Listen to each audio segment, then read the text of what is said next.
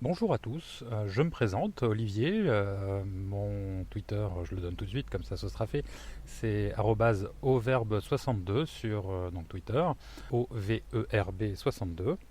Je suis en passe de démarrer un nouveau projet. Ce nouveau projet, vous l'avez entre les oreilles, c'est un podcast. Alors, il s'agit plutôt d'un podcast sur le modèle de ce que Guillaume Vendée ainsi que Mathieu, alias prof du web, appelle le street podcast. C'est tout simplement un podcast que j'enregistre en mobilité avec mon smartphone et le casque micro-casque qui a été livré avec. Alors, pour information, le smartphone en question, ce n'est pas un iPhone, c'est un OnePlus 2, un OnePlus 2, dont je suis particulièrement content, mais là n'est pas le sujet. Je passe énormément de temps en voiture, donc, premièrement, pourquoi je souhaite faire ce podcast, pourquoi ce projet. Déjà, je passe énormément de temps en voiture, de par ma profession. Il m'arrive à peu près toutes les semaines, j'allais dire, de passer entre 10 et 15 heures dans mon véhicule pour aller à des rendez-vous ou tout simplement pour rentrer chez moi. Bref, je suis très très souvent au volant de mon véhicule.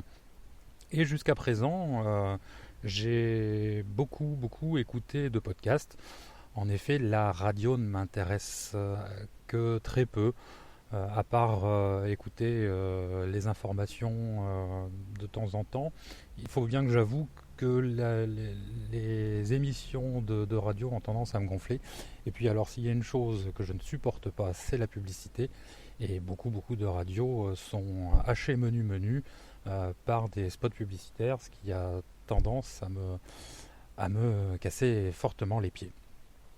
Donc, pour pallier donc à ce manque d'intérêt des émissions radio et surtout, manque d'intérêt à mes yeux, bien entendu, au vu de mes centres d'intérêt et ces spots publicitaires répétitifs, je me suis mis énormément à écouter de podcasts. Cela fait quelques années maintenant, parce que je pense que les podcasts que j'ai écoutés, le premier, je m'en souviens même assez bien, c'était le podcast d'une émission de radio qui s'appelait De quoi je me mêle et qui s'appelle toujours comme ça, je pense, même si je ne l'écoute plus maintenant, animé par François Sorel sur RMC. Et voilà, c'était mon premier podcast que j'écoutais régulièrement.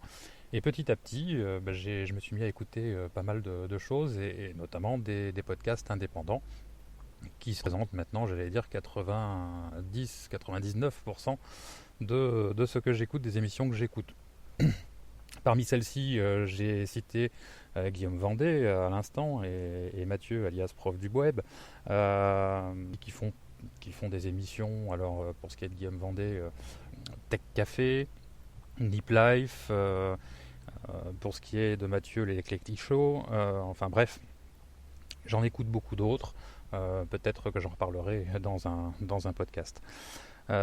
Donc, ces derniers temps, Guillaume et Mathieu ont énormément parlé de leur intérêt et de la joie qu'ils ont à faire ce qu'ils ont appelé le street podcast. Et je me suis dit, il est temps peut-être de se lancer dans l'aventure.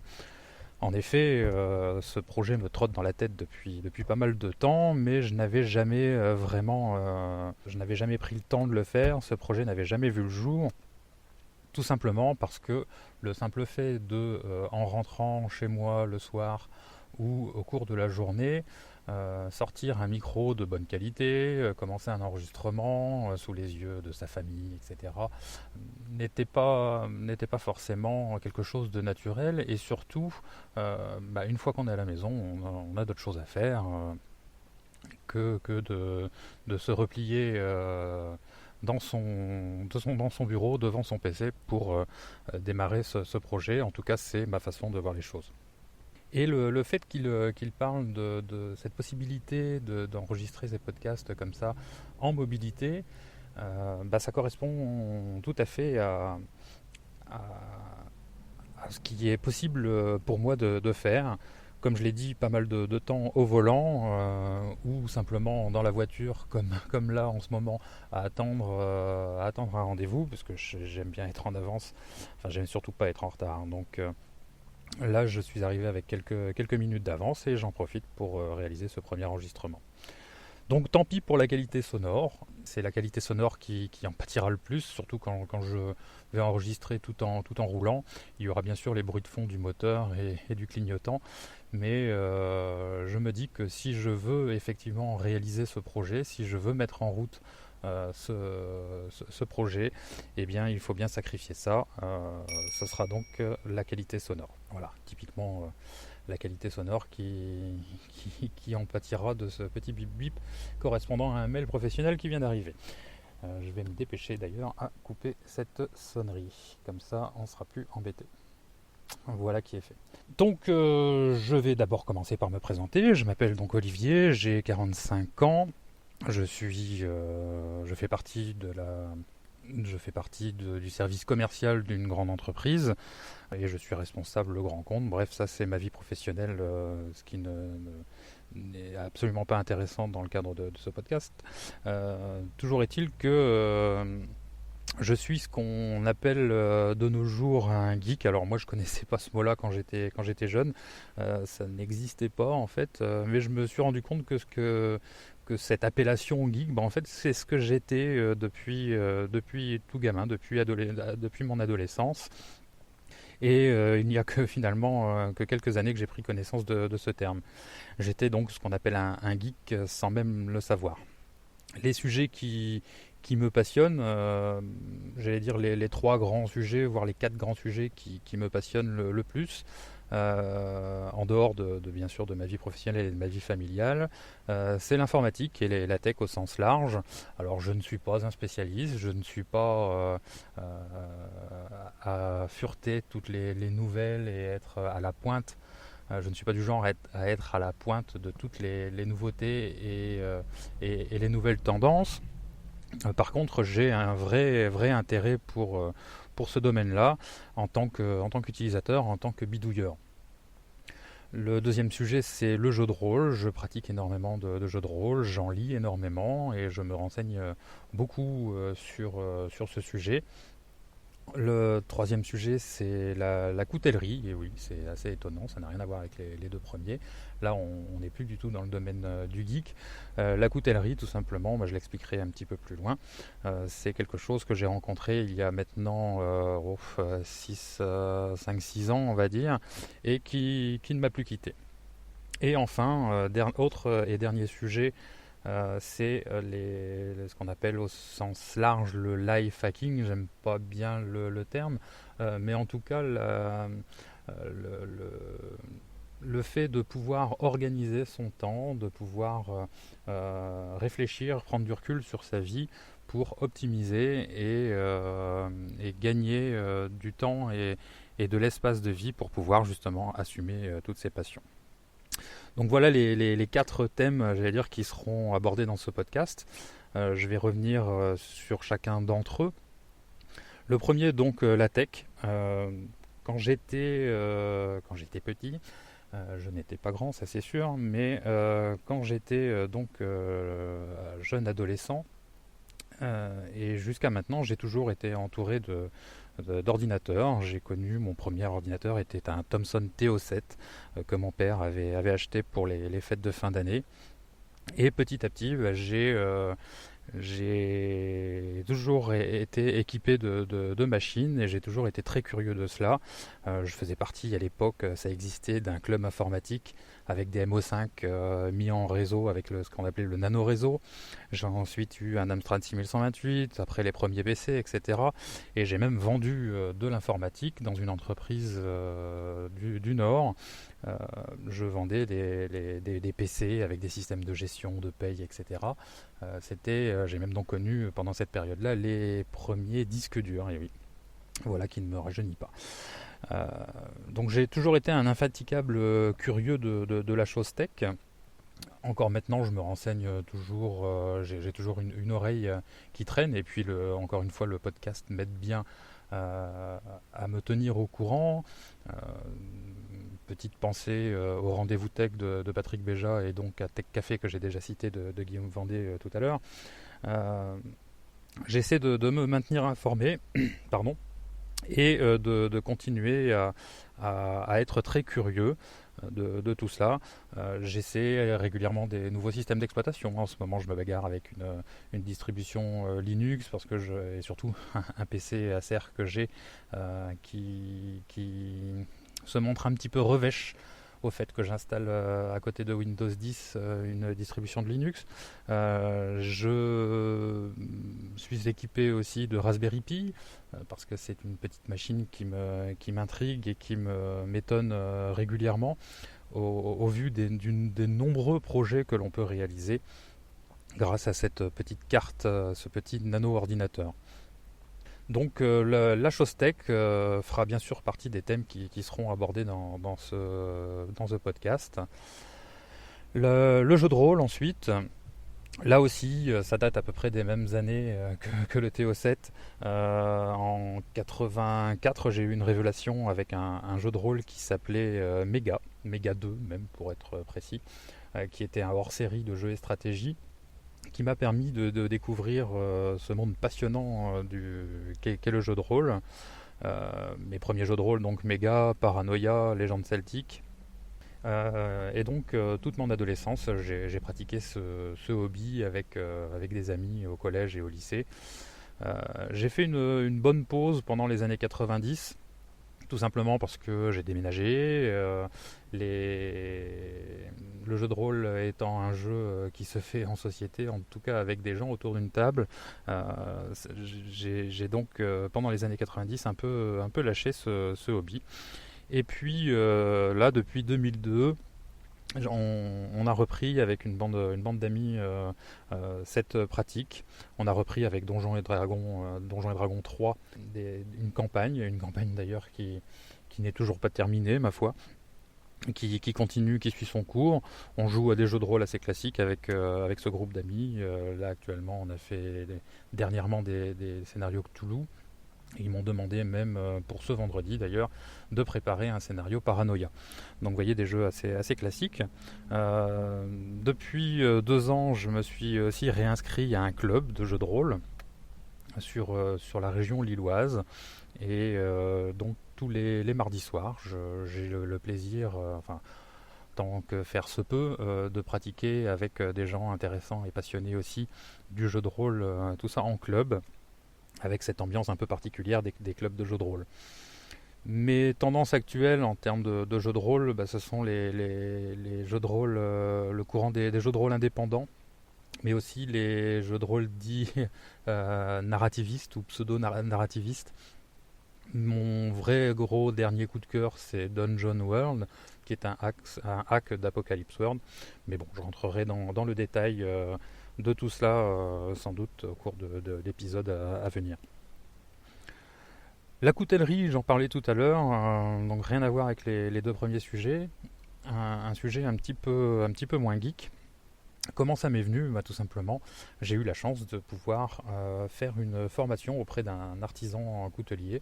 Un gros big up, un gros merci à Franck d'ailleurs qui m'a permis cette découverte.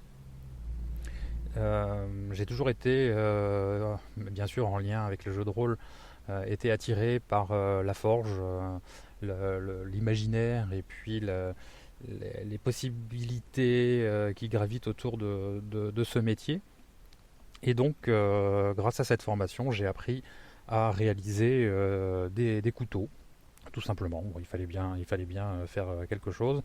Et le couteau a été un peu l'excuse, en tout cas le point de départ, qui m'a mis le pied à l'étrier sur la forge.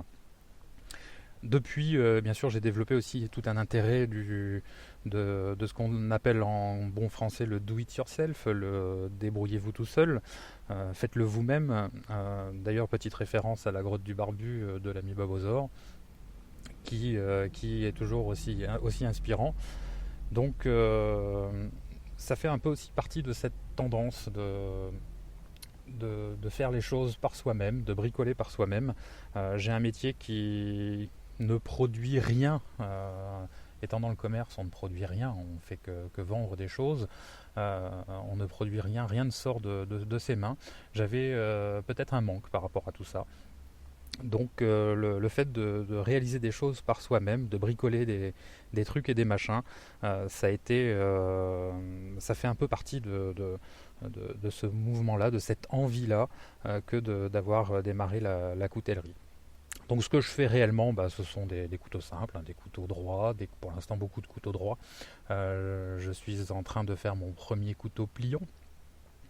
Donc des couteaux droits de différentes tailles, du petit couteau qui va servir à éplucher les carottes jusqu'au gros couteau qui est capable de servir à un chasseur par exemple, en utilisant bien sûr différents matériaux, le métal. La coutellerie m'a appris à travailler bien sûr le métal pour faire les lames et pour faire le couteau en lui-même, mais aussi ça m'a appris à travailler le bois, d'avoir le goût des sensations liées aussi au bois, parce qu'on s'en sert énormément pour faire les manches, bien entendu. Donc ça m'a permis tout simplement de m'équiper petit à petit avec des outils, rien de bien exceptionnel, mais enfin une perceuse à colonne, un tas de choses pour pouvoir poncer et raboter. Donc je ne sais pas si il sera possible de parler de coutellerie en podcast audio, parce que c'est quelque chose de très tactile et surtout d'assez visuel, mais je n'exclus pas de compléter ce podcast par des vidéos qui pourraient venir en supplément pour montrer des choses en plus de l'audio. Donc sans doute des vidéos qui seront mises sur le blog qui accompagnera tout ça. Le life hacking, j'en parlais tout à l'heure, donc le terme n'est pas très parlant. Moi je privilégie peut-être la maîtrise de son temps, l'organisation, la gestion du temps. Je parlerai sans doute dans ce podcast des méthodes que j'ai développées au fur et à mesure de mon activité professionnelle, des livres et des inspirations que j'ai glanées ça et là, et qui parlent de ce sujet. Donc le life hacking, moi je le perçois surtout dans ce sens-là, dans l'optimisation et la gestion du temps. Bien sûr, il y a d'autres volets, plus liés au développement personnel, etc. Mais c'est peut-être des choses qui m'intéressent un peu moins. Bref, on verra. On verra ce que ça donne au fur et à mesure de ces podcasts, et surtout des choses que j'aurais envie de partager. Donc voilà, on a fait un petit peu le tour. Donc pour revenir un petit peu sur le life hacking, bien sûr, et pour rejoindre l'aspect un peu plus geek, toutes ces méthodes d'organisation et de gestion du temps sont, comment expliquer, sont aussi liées à différents outils que j'utilise au quotidien, des outils informatiques, des applications, des logiciels. Donc bien sûr ce life hacking sera largement teinté de geekerie, de solutions que nous permettent les smartphones et les ordinateurs.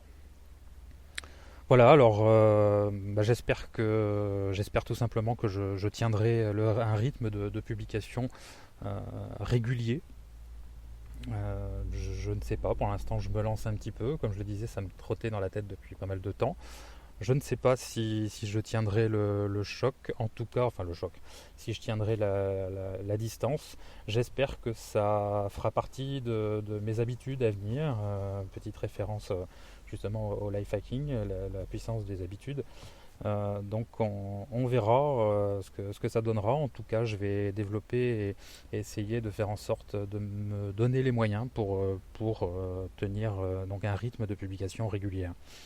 Je vais d'ici là aussi me documenter, parce que là j'enregistre quelque chose, mais il faut aussi que je me documente sur l'hébergement et la diffusion de ces podcasts audio pour que vous puissiez facilement y accéder via vos lecteurs de podcasts favoris.